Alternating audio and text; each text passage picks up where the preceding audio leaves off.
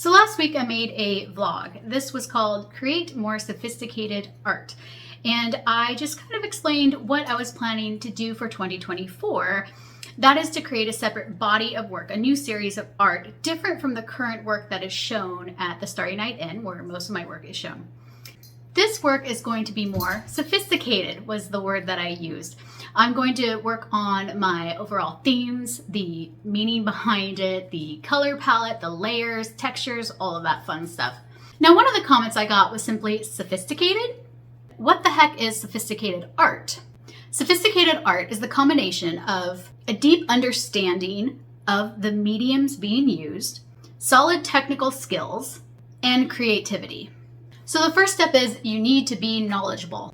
You need to have a deep understanding of the materials that you're using. You can't simply mix oils and watercolors and pastels all together and acrylics and just expect it to work together. You need to know how they're going to interact with one another. For example, you can't put acrylics over oils, and you can't put watercolors over acrylics. They don't work like that. You need to know how they function and how to use them correctly. Basically, you need to know what you're doing. The second thing that you really need is your technical skills. They need to be developed. You need to have already mastered composition and color theory, layering and or glazing techniques. You should have already explored a multitude of styles and techniques at this point to where you know how to paint. Now, I have taken a master's class in which we recreated a old master's painting, basically, and that was the whole term for the whole course. I recreated a Titian.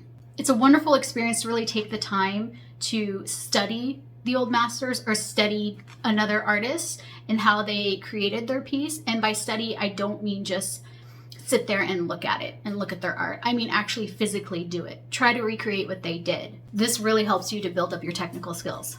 So to create a sophisticated work of art, you should be showcasing your knowledge and technical experience using the materials that you chose. The third thing that you need is creativity. You need to be creative. Don't just smear paint on your canvas. Put some thought into it. Take the knowledge that you have and technical skills that you have and apply them into a new body of art that is a style completely unique to you. Use your intuition or emotion to help you paint. Don't just stand there and try to make a pretty picture. Make it a part of you. Get creative with details, use symbolism, and express what it is you're trying to say. Focus on your meaning. Why are you doing this? Painting is your voice, and some would even say a part of your soul, through your hands. Ask yourself some of these questions. Does this work inspire others? Does it have an emotional impact? Is there a deeper meaning? Is it stylish? Does it have harmonious color combinations and textures? Is it showcasing your knowledge of what you've learned, your knowledge of your materials, your advanced technical skills as an artist, and your own personal unique style? So now that we've explained what sophisticated art is, let's look over the painting I created last week. So knowledge. The painting used a combination of acrylics, liquid acrylic paints, oil paints with Galkid, and oil pastels. Now, I know from over 20 years of active painting how to correctly layer these materials so that they work together.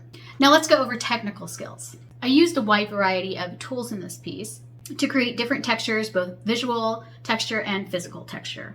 Now, regarding color, I didn't just squeeze out the color straight from the tube and smear it around. I use my knowledge and technical skills of color theory to mix them to create a harmonious palette that works together. I have changes in values, tints, tones, shades in my palette. It is a more complex color palette than you might think upon first glance. I have a balance of warm and cool colors that interact and almost play with each other around the canvas, which leads me into my next point, composition. The composition of this piece is intentional. It is balanced. There is no subject in this piece. Instead, the piece in its entirety is the subject. The composition allows the viewer's eye to wander around the whole painting. It stimulates the viewer. This was my intention, and it's one of the reasons why the other video you saw me flipping my painting around. I was working on the composition as well as my textures, among other things. So now let's talk about creativity, meaning, intuition, all the rest. Now, I used a creative combination of techniques and tools to create this painting.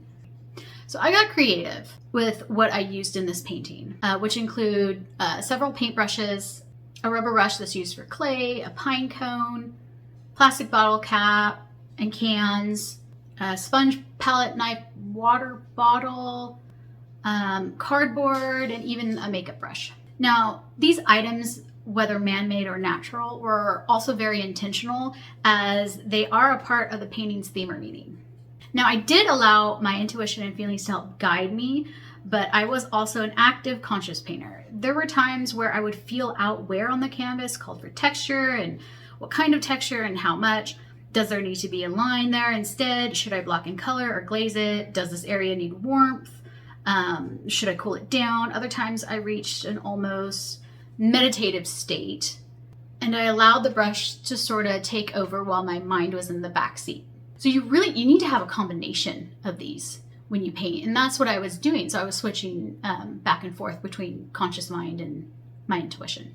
Now let's talk about the meaning of this piece. Now, I love abstract art because it really opens it up to the interpretation of the viewer. Now, I try not to voice my opinion too loudly in my artwork because it can sometimes alter the person's interpretation of it.